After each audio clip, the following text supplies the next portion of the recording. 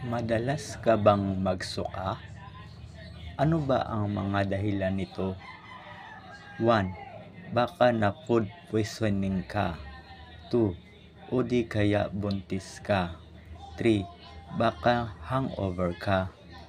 4. Baka maaari itong resulta ng sakit tulad ng brain tumor, mataas na intracranial pressure, or sobrang pagkalantad ng ionizing radiation. Mga signs na lumalala ang sakit sa kidney. 1. Pagkawala ng gana. 2. Kinakapos sa paghinga. 3. May problema sa pagtulog. 4.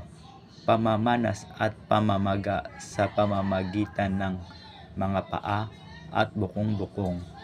5. Ang pag-ihi ay sobra o kulang. 6. Pananakit ng kalamnan. 7. Pagduduwal at pagsusuka. 8. Makati at tuyong balat. Para sa kaligtasan, magkonsulta na.